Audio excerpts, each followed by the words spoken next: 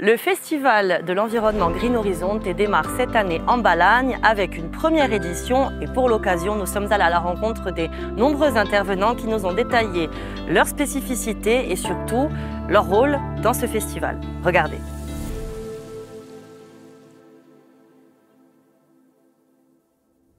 Au sein de Green Horizonte, on parle aussi de gastronomie, avec notamment la venue d'un invité prestigieux, Monsieur Pablo Jacob. Pablo Jacob, bonjour. Bonjour. Donc vous êtes cuisinier.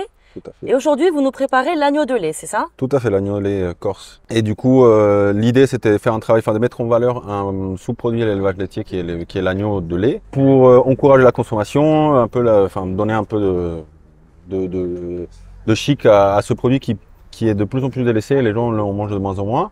Et du coup, on a voulu, avec le groupement, proposer quelque chose. Donc aujourd'hui, on va faire quelque chose un peu street food pour changer. Donc un sandwich d'agneau confit à la rôtissoire avec plein de légumes, pareil, tout du coin, pour proposer des choses qui changent un peu de ce qu'on a l'habitude de manger. Du coup, le concept de street food, c'est un petit peu un moyen de démocratiser cette viande. Tout à fait. C'est un moyen de montrer qu'on peut faire plein de choses différentes avec l'agneau.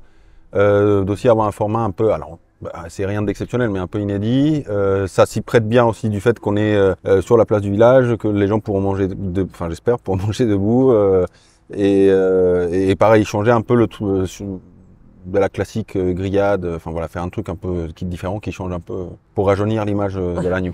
Et comment on le prépare un peu cet agneau? Il y a une préparation particulière? Les éleveurs ont livré les agneaux en entier, donc on les a découpés donc pour deux moments, il y a ce midi et demain dimanche midi. Donc moi j'ai gardé les parties de cuisson longue, donc plutôt le gigot et l'épaule. On a fait une marinade avec plein d'herbes, de l'ail, des épices, un petit peu de piment. On a mis à cuire très fort d'abord et ensuite tout doucement, donc c'est dans la rôtissoire, hein, donc ça tourne tout doucement. On récupère en fait tous les jus qui tombent et on fait une sauce, une espèce de jus pour donner davantage du goût en fait au moment des filochés. Donc une fois que l'agneau est bien cuit et qu'on peut les filocher, on les filoche et avec tous ces jus et tout ça, ça va être moelleux et délicieux, j'espère. C'est un aliment que vous avez l'habitude de travailler? Oui, beaucoup, ouais. Oui, je travaille beaucoup d'agneaux dans mon restaurant, donc j'ai un restaurant en Normandie.